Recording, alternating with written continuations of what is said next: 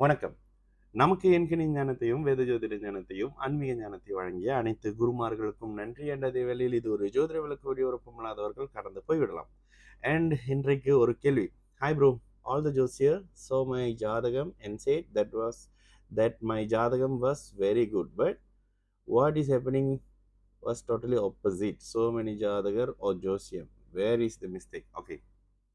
இது ஒரு நல்ல கேள்வி. சரி.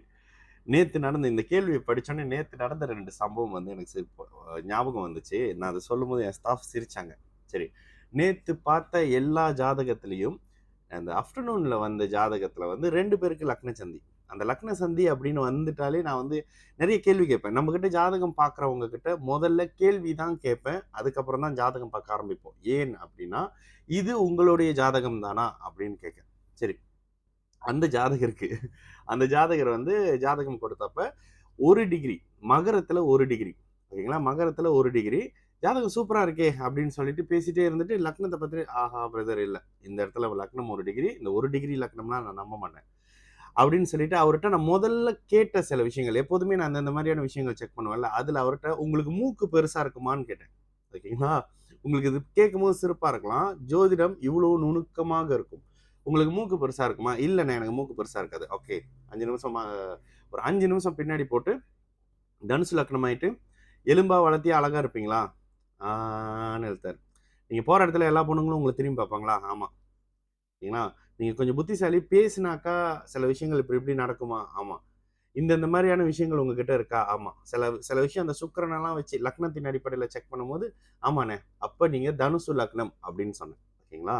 இந்த இடத்துல வந்து நம்ம ஜோதிடர சொல்ல முடியாது. ஏன்னா, அது ஜோதிடம் வந்து அவங்க நாலேட்ஜ பொறுத்தது. நம்ம குடுக்குற டைம்க்கு தான் சிலர் பார்ப்பாங்க. ஆனா என்கிட்ட வந்தா மட்டும் ஒருத்தர் இதுக்காக ஒரு சண்டையே போட்டாருன்னு கூட சொன்னேன். அவருக்கு இந்த மாரி என்ன எல்லாத்தையும் ஏன்ட்ட கேட்டுட்டு இருக்கீங்க அப்படின்னு. என்னுடைய டைப் ஒருத்தருடைய ஜாதகம் என் கைக்கு வரும்போது, முதல்ல இது உங்க ஜாதகம் தானா? இது சம்பந்தப்பட்ட ஜாதகரோடது தானா? இல்ல 5 நிமிஷமோ, 10 நிமிஷமோ தள்ளி இருக்கான்றத முதல்ல செக் பண்ணிக்கிட்டு தான் ஜாதகம் பார்ப்போம். அதே மாரி இன்னொரு ஜாதகம். சிங்கப்பூர்ல இருந்து வரக்கூடிய ஜாதகம். அவங்களோட சில பெர்சனல் விஷயம்லாம் சொல்லும்போது, இல்லையே டைம் சரியில்லையேன்னு பார்த்தா, லக்னம் 0 டிகிரில இருந்தது. மாத்தி எடுத்து வச்சு கொடுத்தது, பண்ணது பிறகு அவங்க அங்கருந்து அவங்க சிங்கப்பூர் வந்தாங்க. எப்ப பெர்மனன்ட் ஆனாங்க. இப்ப அங்கருந்து நீங்க அடுத்து எங்கேயோ இதுக்கு ஆஸ்திரேலியா மாரி போறீங்களா? அப்படின்னு சொல்லி கேட்ட சில விஷயங்கள்லாம் பேசினப்ப அப்படியே துல்லியமாக இருந்தது.